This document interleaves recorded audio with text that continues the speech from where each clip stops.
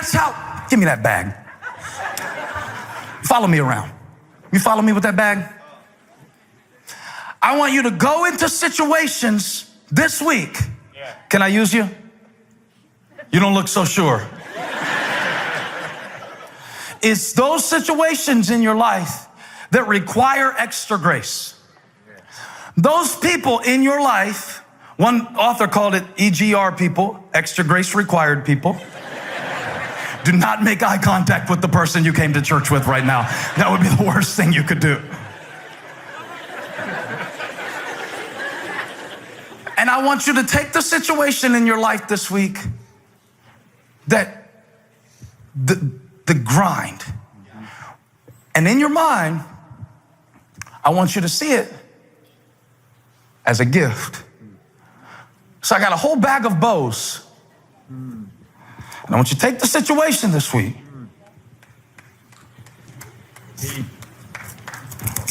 That you've been asking God to take away, and He won't. And when that person comes your way,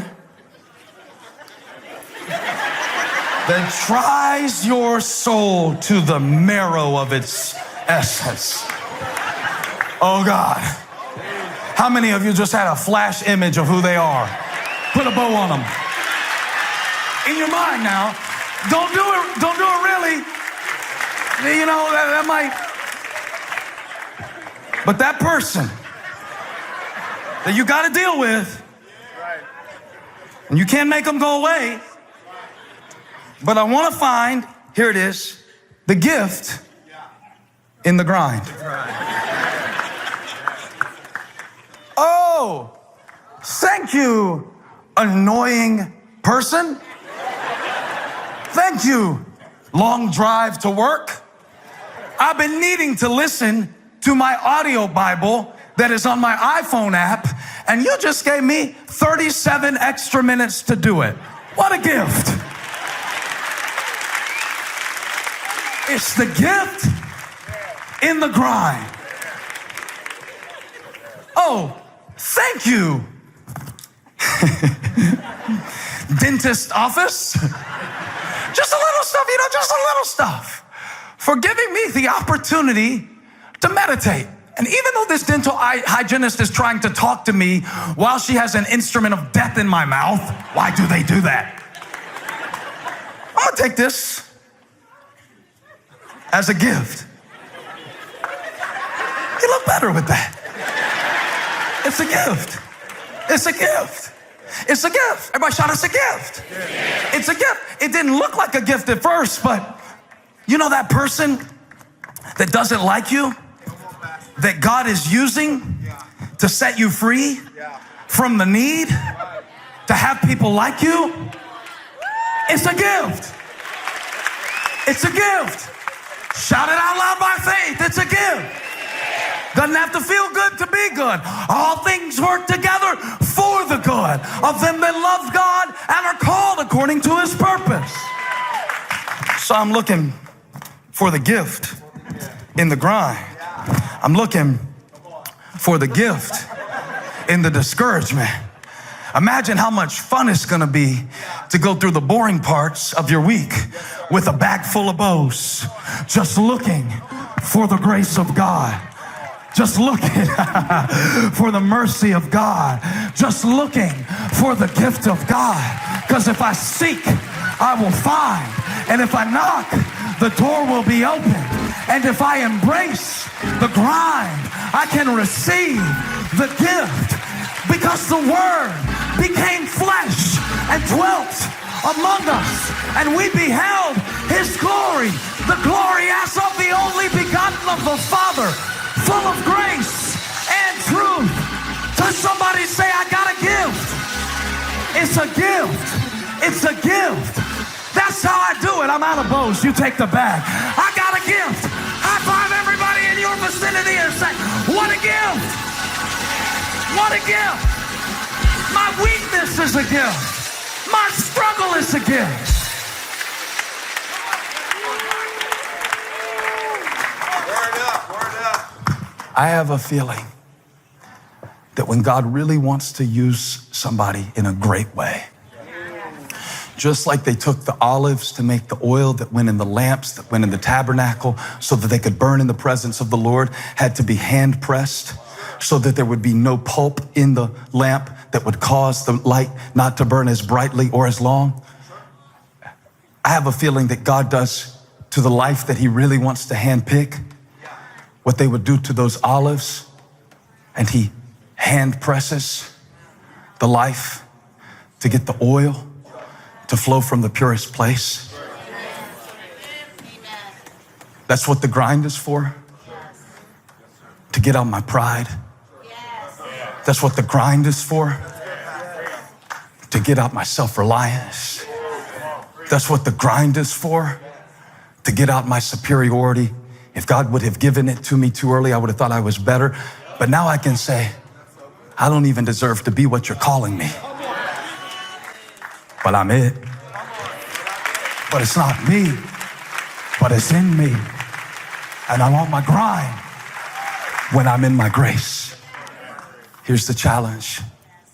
The enemy can't stop God from giving you grace. So he wants to stop you from using it.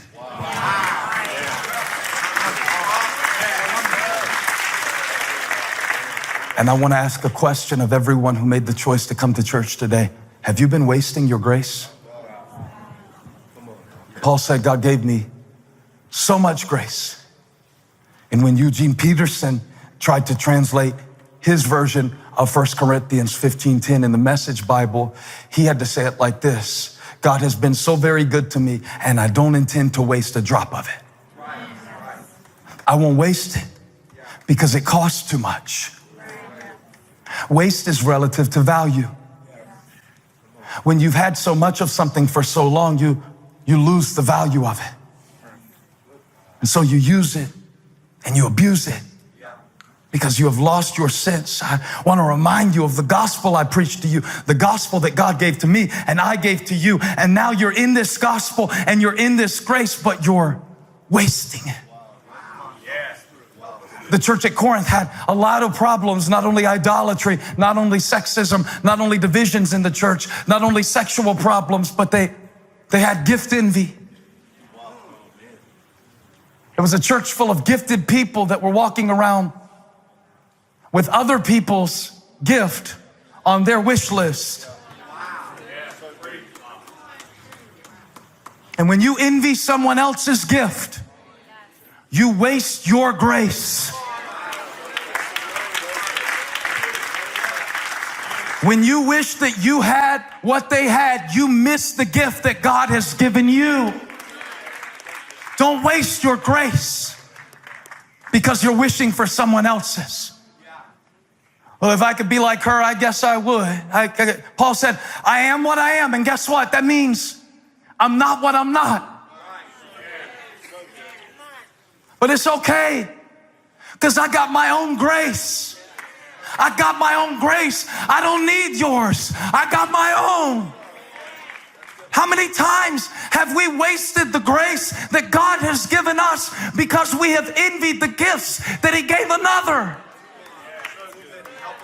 I see people miss the season that they're in because they're waiting on the one that's to come. You will waste the grace of this season if your focus is on the next one. And now you're weary. And now you're burdened. Now you want to give up because you've waited. Not that you don't have the grace. You're wasting it. It's right there.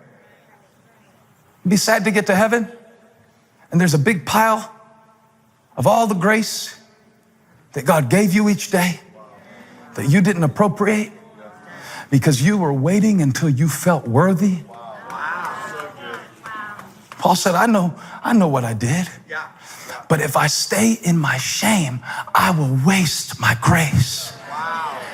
And the price that was paid for me to stand in this grace was too great.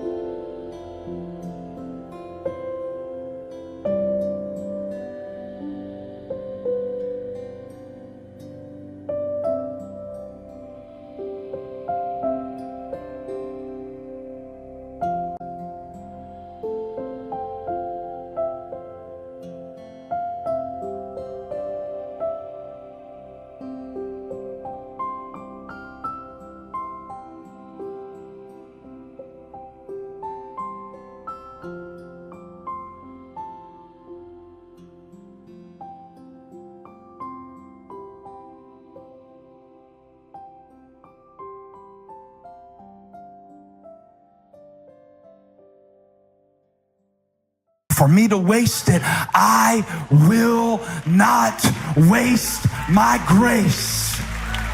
The past is behind me. The cross is before me. And I will not waste the grace of this day. This is the day that the Lord has made. I will rejoice and be glad in it. I refuse to leave any grace misappropriated. So I'm done wishing that I was someone else, because I am what I am by the grace of God. I'm done wishing that I was in a season or a situation that, you know what? I am done wasting the grace that God has given me worrying about situations that I can't control. That's it. I'm done. I have wasted enough time crying over stuff that was over and missing stuff that I was living in. I will not waste the grace of this day.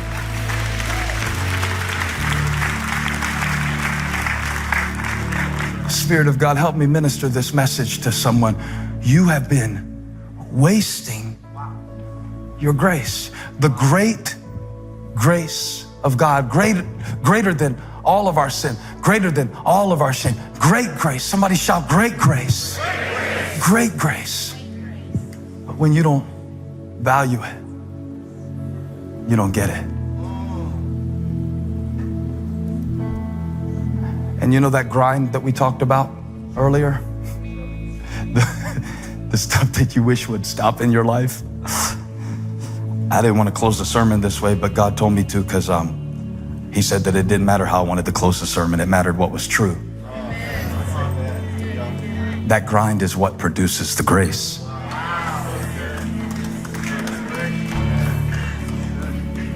That's where the grace comes. Right into that place. Right into that insecurity. Right into that revolving situation.